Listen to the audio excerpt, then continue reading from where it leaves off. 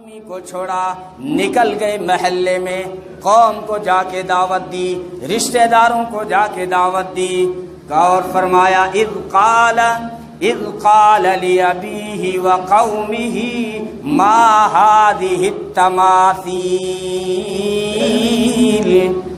اے میری قوم یہ کیا تم نے شبیہ بنا رکھی ہیں، یہ کیا تم نے مورتیاں بنا رکھی ہیں، یہ کیا تم نے صنم بنا رکھے ہیں، یہ کیا تم نے اپنے ہاتھوں سے لکڑی کے اور پتھر کے بت بنا رکھے ہیں، انت لہا عابد عاکفون،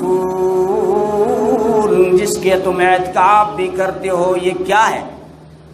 یہ کئی معبود ہو سکتے ہیں؟ تم جن کا طواف کر رہے ہو، جہاں جا کے تم جھک رہے ہو، یہ معبود ہو سکتے ہیں؟ قوم نے کہا قالوا وجدنا آباءنا لها عابدین، قوم نے وہی کہا جو آج لوگ کہتے ہیں، ہمارے باپ دادا یوں ہی کرتے آئے۔ کیا دلیل دی لوگوں نے؟ ہمارے باپ دادا یوں کرتے آئے ہیں، ہم نے اپنے باپ دادا کو یوں ہی کرتے دیکھا ہے، ہم نے اپنے بڑھیوں کو یوں ہی کرتے دیکھا ہے۔ ابراہیم علیہ السلام نے فرمایا قال لقد كنتم انتم وآباؤكم في ضلال مبين، تم بھی تمہارے باپ دادا بھی گمراہی میں تھے۔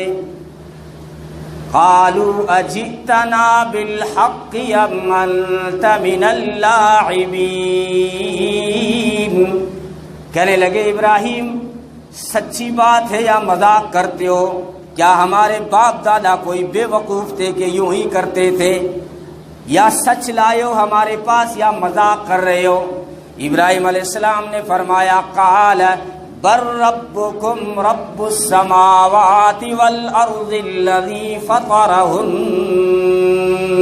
سچی بات یہ ہے کہ تمہارا رب تو وہ ہے جس نے آسمان اور زمین کو پیدا کیا ہے، یہ تمہارے رب نہیں ہو سکتے، تمہارا رب وہ ہے جس نے آسمان اور زمین کو پیدا کیا ہے، میں تو اسی کا قائل ہوں، وَأَنَا عَلَى ذَلِكُمْ مِنَ الشَّاهِدِينَ، میں تو اسی کا قائل ہوں، میرا یہی عقیدہ، رہے تمہارے بت، رہے تمہارے پتھر کی مورتیاں، رہے تمہاری بنائی ہوئی شبیہاں، وَتَاللَّهِ لَأَكِيدَنَّ أَصْنَامَكُمْ بَعْدَ أَن تُوَلُّوا مُدْبِرِينَ، خدا کی قسم اگر تم کہیں چلے گئے نا تو تمہارے معبودوں کو ٹھیک کر دوں گا، میں علاج کر دوں گا ان کا۔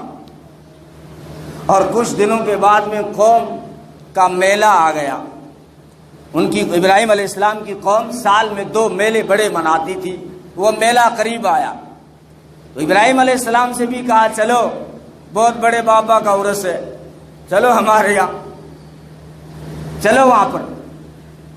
ابراہیم علیہ السلام نے ان کو تسلی دینے کے لیے فَنَظَرَ نَظْرَةً فِي النُّجُومِ فَقَالَ إِنِّي سَقِيمٌ، ایک نظر تو ستاروں میں ڈالی اور پھر کہا میں بیمار ہوں۔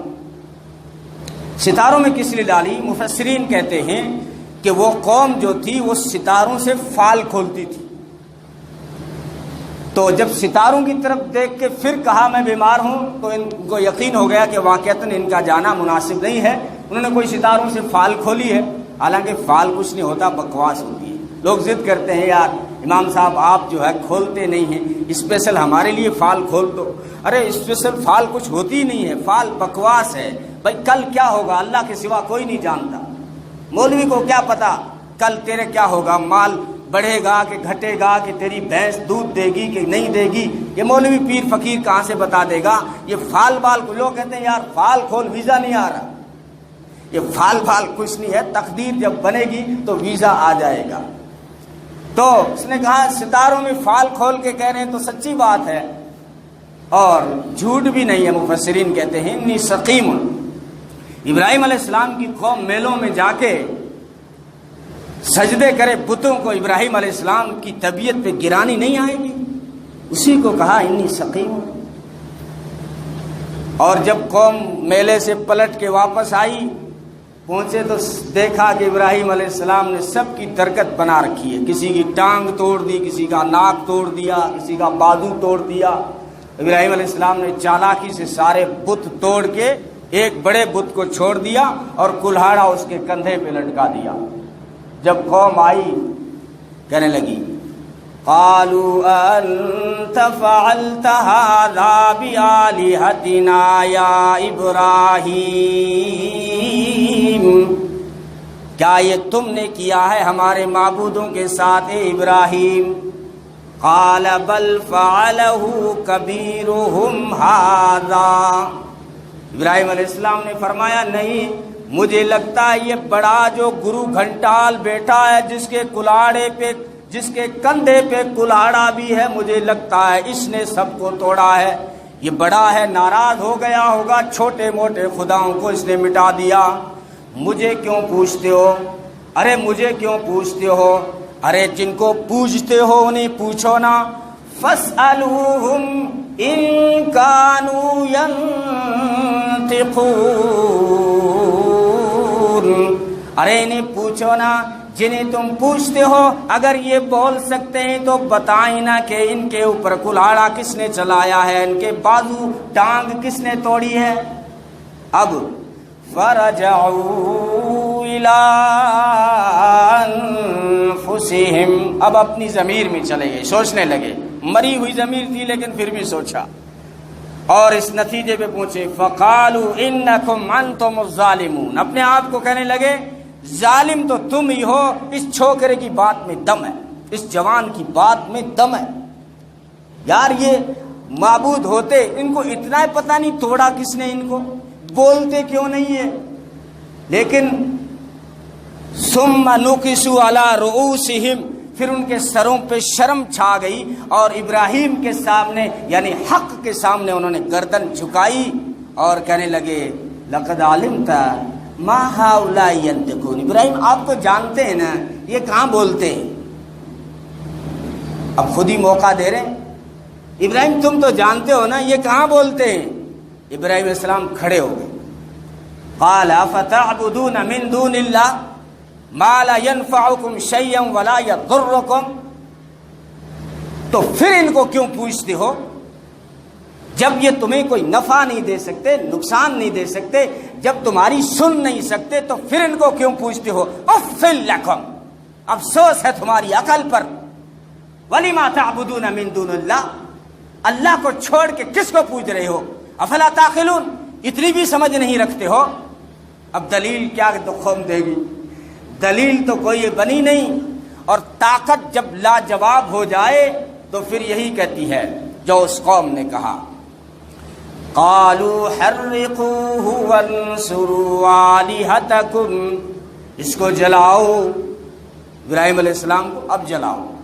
یہ ہر طاقت جب لاجواب ہوگی تو یہی کہے گی کہ جلا دو، ہاتھ پاؤں کاٹ دو، سوشل بائیکاٹ کر دو، جلا وطن کر دو، اسے نکال دو۔ یہ ہر نبی کو کہا گیا، قوم نے کہا، ہمارے نبی کو کہا گیا جلا وطن کر دو، سوشل بائیکاٹ کر دو، ان کو جیل میں ڈال دو اور ان کو قتل کر دو۔ اس قوم نے کہا حرقوا، سے جلا ڈالو۔ اب بادشاہ سے جا کے شکایت کی قوم نے، نمرود کے سامنے ابراہیم علیہ السلام کا کیس داخل ہوا شاہی محل میں۔ اب ابراہیم علیہ السلام کو بلایا گیا، لیکن ابراہیم علیہ السلام نے جس طرح جو بھی درباری آتا تھا وہ نمرود کو سجدہ کرتا تھا، ابراہیم علیہ السلام سر بلند کر کے اس کے محل میں داخل ہوئے اور اس کے آگے سجدہ نہیں کیا۔ بادشاہ نے وہی پوچھ لیا مجھے سجدہ کیوں نہیں کیا؟ تو کہا اگر میں سجدہ کروں تو پھر جھگڑا ہی ختم ہے، اسی بات کا تو جھگڑا ہے۔ جھگڑا کس بات کا ہے؟ یہی تو ہے میری کمی، میں کسی کے آگے نہیں دبتا، میں کسی کے آگے نہیں جھکتا، میں کسی کو سجدے نہیں کرتا، میں جھوٹے خداؤں کو خدا نہیں مانتا، یہی تو میری کمی ہے، اسی بات کا تو جھگڑا ہے۔ اور آپ کہہ رہے مجھے سجدہ کرو، میں سجدہ کروں تو پھر قوم سے جھگڑا کس بات کا؟ میں سجدہ آپ کو نہیں کر سکتا۔ تو کہا کس کو سجدہ کرتے ہو؟ میں اس کو سجدے کرتا ہوں جو زندگی اور موت کا مالک ہے۔ نمرود نے کہا زندگی اور موت کا مالک تو میں بھی ہوں۔ دعوت دیکھو، کوئی اس دن رہا ہونے والا تھا، اس کو بلا کے پھانسی پہ چڑھا دیا، اور جس کو پھانسی ہونی تھی اسے رہا کر دیا، اور یہ پیغام دیا، دیکھ ابراہیم میں بھی تو موت کا مالک ہوں، جو مرنے والا تھا اسے بچا لیا، جو بچنے والا تھا اسے مار دیا۔ ابراہیم علیہ السلام نے سوچا طاقت تو ہے اس کے پاس لیکن عقل نہیں ہے، طاقت تو ہے لیکن عقل نہیں ہے، اگر طاقت ہو عقل نہ ہو تو رسوا کر دیتی ہے۔ عقل بھی چاہیے بھائی، صرف پیسے سے کچھ نہیں ہوتا، عقل چاہیے۔ تو طاقت بہت، پیسہ بہت، لیکن عقل کا مارا ہوا ہے۔ ابراہیم علیہ السلام نے دوسری دلیل دی، میرا رب وہ ہے جو سورج کو مشرق سے نکالتا ہے، اگر تو رب ہے تو ایک دن تو مغرب سے نکال کے دکھا دے۔ یہ چیلنج ایسا ہے، قرآن کہتا ہے فَبُہِتَ الَّذِي کفر، سارا کفر مبہوت ہو گیا، سارا کفر لاجواب ہو گیا۔ صرف نمرود لاجواب نہیں ہوا، ہر صدی کا، ہر زمانے کا، ہر علاقے کا کفر لاجواب ہو گیا۔ میں سوال کروں، جس کو تم پوچھتے ہو انہیں کہو نا میرا جی ایک دن ادھر سے سورج نکال کے دکھا، او جونجنو والے بابا ایک دن ادھر سے سورج نکال کے دکھا، او گوگا دادا ایک دن ادھر سے سورج نکال کے دکھا۔ قرآن کہتا فَبُہِتَ الَّذِي کفر، ساری دنیا کا کفر لاجواب ہو گیا کہ سورج کو مشرق سے نکالنے والا اللہ ہے، وہ چاہے تو مغرب سے نکال دے، اس کے علاوہ کسی کی طاقت نہیں ہے، کوئی خدا نہیں ہے، سب جھوٹ ہے، سب بکواس ہے، سب فراڈ ہے۔ تو خیر ابراہیم علیہ السلام کی یہ زندگی ہے، اور پھر نتیجہ یہ پہنچتا ہے، نمرود کا حکم آ جاتا ہے آگ سلگاؤ، اس کے لیے آگ سلگاؤ اور اس سے آگ میں ڈالو۔ کئی دنوں تک مسلسل 40,000 فوج لکڑیاں جمع کرتی رہی، 40,000 فوج لکڑیاں جمع کرتی رہی، اور 12 میل مربع آگ سلگائی گئی۔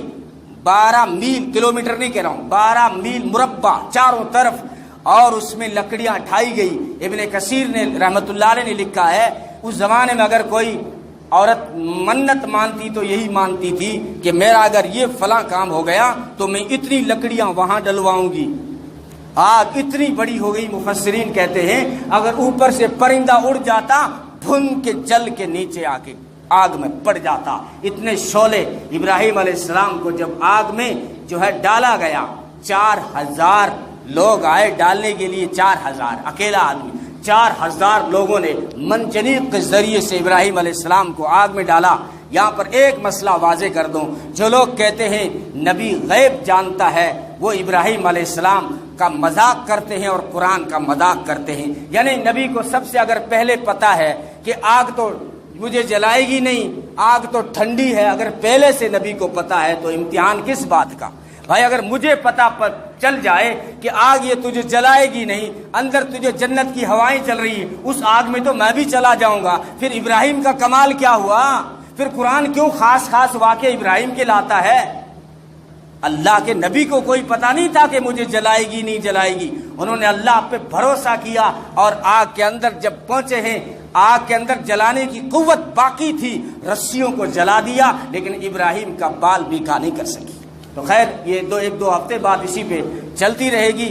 ان کے توحید کا بڑا جو ہے شاندار سبق ملتا ہے، دعوت کیسے دیتے ہیں، اس ماحول میں دعوت دینا ہے۔ ابراہیم علیہ السلام